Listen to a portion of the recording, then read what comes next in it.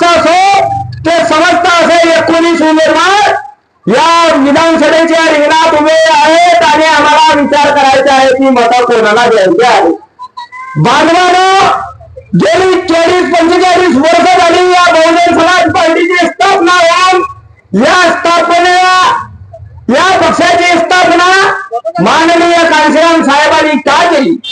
अरे या देशात काँग्रेस सारखा भ्रांत पक्ष या देशात होता ज्याच्या बोलबाला चालत होता।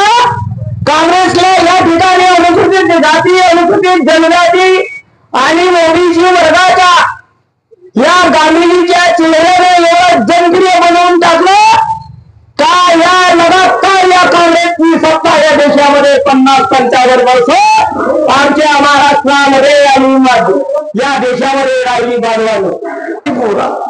तर तद्वतच या देशामध्ये काँग्रेसची 50 ते 55 वर्ष या प्रदेशात सुद्धा आणि या देशात सुद्धा सरकार राहिलेले आहे बांधवांनो। आणि म्हणून ते काँग्रेसचे गेली 50-55 वर्ष राज्य असताना सुद्धा माझ्या गोंड बांधवांना विचारू इच्छितो, तुमच्या समस्या खतम झाल्या का? तुमच्या प्रश्न मिटल्या का? माझ्या अनुसूचित जाती म्हणजे बौद्ध समाज बांधवांना विचारू इच्छितो, तुमच्या समस्या खतम झाल्या का? माझ्या ओबीसी बांधवांना विचारू इच्छितो, तुमच्या समस्या खतम झाल्या का? आजही तुम्ही रोडावर निघून राहिल्या, आमची जनगणना करा, असा तसा करा, तसा करा, तसा करा, रचून द्या। म्हणजे या काँग्रेसची धमक होती किंवा जाणून बुजून त्याला आमच्या समस्यांच्या निराकरण करण्याची गरजच नव्हती।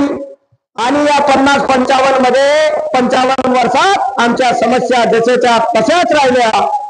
आणि म्हणून ह्या बीजेपी सारखा पक्ष ज्याचे 87-88 पर्यंत 2-4 खासदार असायचे आणि बाकीच्यांची जमानत जप्त व्हायची असा बीजेपी पक्ष, मग याच्याकडे ढोडा नाली पुल्याच्या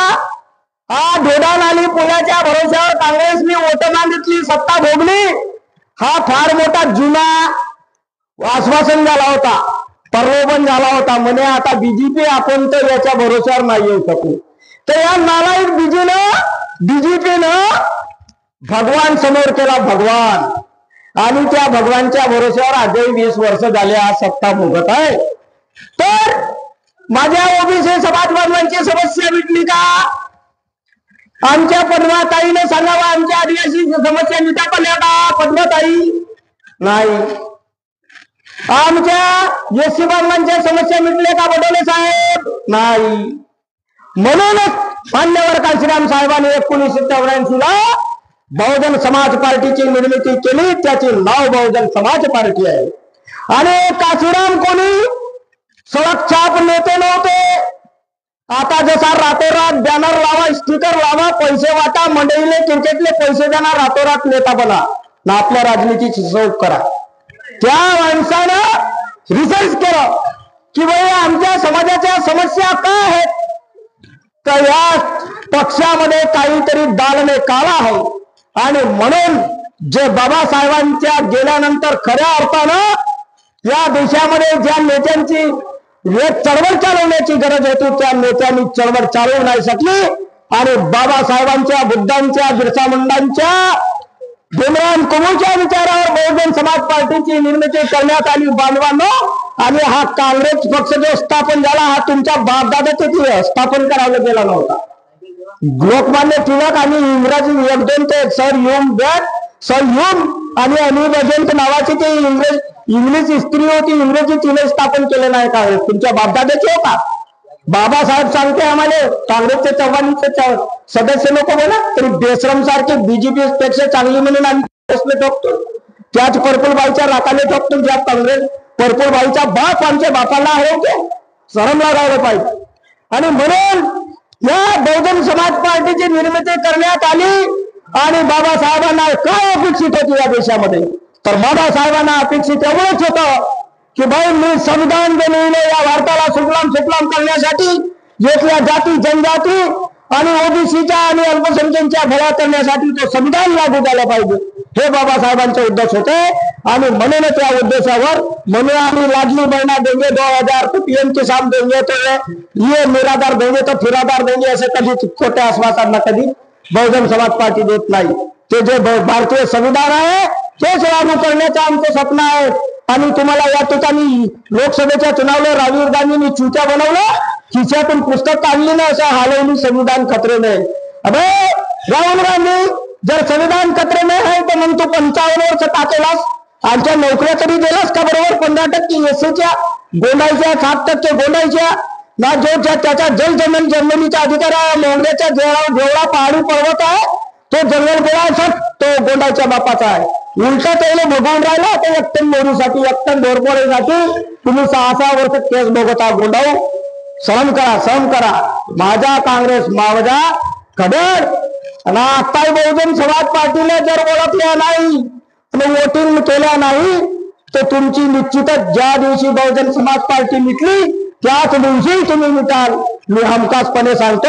नाही जास्त विचार करण्याची गरज नाही. जो आम्ही 19 भारत बंद पुकारला त्या भारत बंद मध्येच तुमचा सत्यानाश आहे बांधवांनो. या ठिकाणी निर्णय घेण्यात आलेला आहे. उद्या जो उपवर्गीकरणाचा जो प्रश्न आला आणि यात भारत देश संपूर्ण एससी आणि एसटी कडून बनण्यात आला, त्याचा अर्थ असा आहे, उद्या जेव्हा नोकरी निघतील तर नोकरीमध्ये सर्वात जास्त कोण गेलेले नोकरीवर? बोंड, उसका हटाव. और माझ्यासाठी जागा पा. आमचा डॉक्टर इंजिनियर झालेला पोरगा किती जाईल फार्म भरावले आणि फार्म भरावले पायाल. अरे गोंडाची जागा कुठे आहे? ती माझ्यासाठी, बडे माझ्यासाठी, छोट्या माझ्यासाठी लहानसा तोंड करून वापस येईल. मग महाराज एससी मध्ये कोण घेतलं रे? महार सचल महार तो हटाव. मग कोण नाही घेतलं नातावरी भंगी, तर भंगीच्या जागा हा उपकर दिला. आणि म्हणून बांधवानो आम्हाला विचार करायचा आहे का येणाऱ्या 20 तारखेला खरोखर आम्हाला कोणाला वोट द्यायचा आहे. या ठिकाणी तुम्हाला एकच सांगतो, बहुजन समाज पार्टी शिवाय कोणी समाजाची लढाई लढू शकत नाही. बहुजन पार्टी शिवाय कोणी समाजाची लढाई लढू शकत नाही. बीजेपीच्या ताकद नाही, काँग्रेसची नाही, सेनेची नाही. आणि तुम्हाला त्याचं उदाहरण सांगतो आणि आपले 2 शब्द या ठिकाणी बंद करतो. पहिला, हा जो एका काळात इंजिनियर आमदार बडोले 10 वर्ष बीजेपीचा भक्त राहिला. बीजेपीचा भक्त इकडे येऊन काही उद्घाटनात सांगतो बाबासाहेब नमस्कार करे नाही चमत्कार करे, पण तिकडे जाऊन तेथीच तो पाहिला ते. आणि हा असा बडोले आमदार जो आतापर्यंत भक्त होता तो आज त्याने, आणि तुम्ही बीजेपीला महाबलाढ्य पक्ष समजता, त्याला घाबरता. कायचा बलाढ्य? कायचा बलाढ्य? कायचा काँग्रेस बलाढ्य? अरे काहीच बलाढ्य नाही साहेब. बहुजन समाज पार्टी हाच खरा बलाढ्य आहे. कारण काय, याला खरा बांधवाला आमच्या डॉक्टर बाबासाहेब विचारांचा आहे, बिरसा मुंडाचा आहे, तथागत भगवान बुद्धाचा आहे, राजश्री शाहूजी महाराजांचा विचारांचा आधार आहे. आणि म्हणून खरा बलाढ्य मी विचार करता हे बहुजन समाज पार्टी यच नाही का? यच नाही म्हणून तुम्ही धर्म वाढच नाही ना, तुमच्या भगवान बुद्ध टीव्हीवर दे नाही म्हणून तुम्ही आपला धर्म सोडाल का? बाबासाहेबाचा जय भीम म्हणाल सोडाल का? हा माझा प्रश्न आहे. अरे तुम्ही जेव्हा वोटच नाही कराल तर तू येणार कुठून? आणि म्हणून बांधवानो हा बहुजन समाज पार्टी खऱ्या अर्थानं समाजाचा विकास करणार आहे. जो कालपर्यंत इंजिनियर बडोले हा बीजेपीचा भक्त होता, आज त्या बलाढ्य पक्ष होती, त्याची ताकद नाही झाली उमेदवार देवाची. मग आमच्यासारखा त्याला स्वतंत्र काढून नाही लढवला, हा मागचे ते व्यवस्थित लढेल. अरे आम्ही या देशात 6 महिन्यापूर्वी जो लोकसभा झाला आम्ही स्वतःच्या भरोश्यावर लढलो. ते भारतातले सगळे 544 जागा जे राहतात संपूर्ण जागेवर आम्ही लढलो. आणि म्हणून खऱ्या अर्थानं आपण बलाढ्य आहोत. आणि त्याचप्रमाणे विधानसभा याच्यासून गठबंधन नाही, त्याच्यासून गठबंधन नाही, स्वतःच्या भरोश्यावर आम्ही लढत आहोत. आणि म्हणून ह्या बाबासाहेबांच्या विचाराचा भांडवल आहे, म्हणून आम्ही बलाढ्य आहोत आणि अक्षेने लढत आहोत. 10 पैलवान एका पहिलं हे, एका बाजूला 10 पैलवान, दुसऱ्या बाजूला 1 पैलवान. याला कुस्ती म्हणाल का तुम्ही? त्याला कुस्ती म्हणाल? अरे हे कुस्ती होऊ शकत नाही. आणि म्हणून आम्ही अकोल्याच्या भरोश्यावर लढत आहोत आणि त्या अकोल्याच्या भरोश्यावर आम्ही हा चुनाव जिंकत आहोत. म्हणून हा बडोले जो कालपर्यंत बीजेपीत होता तो राष्ट्रवादीत गेला, म्हणजे त्याला आपल्या घरच भरावचा आहे, त्याला आपला उद्धारच करायचा आहे. पोराबाराच्या 5 पिढ्याची जमापुंजी त्याला द्यावी.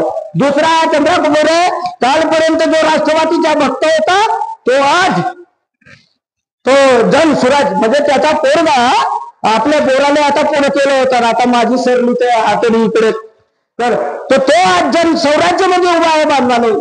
तर विचार करा का हा तुमच्या समाजासाठी लढत आहे की आपल्या घरसाठी लढत आहे. बाकीचं भाऊ वगैरे माहितच आहे तुम्हाला.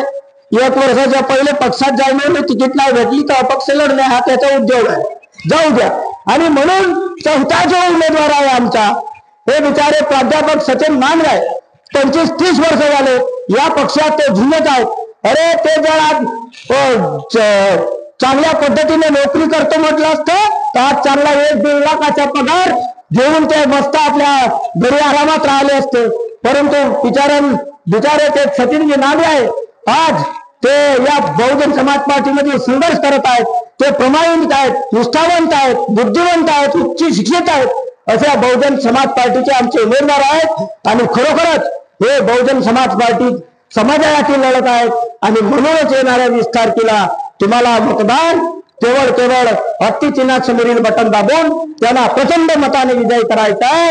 एवढा माझ्या गोंड माझ्या बौद्ध बांधवांना, माझ्या ओबीसी बांधवांना सांगिततो आणि याच ठिकाणी थांबतो. जय भीम, जय सेवा, जय भारत.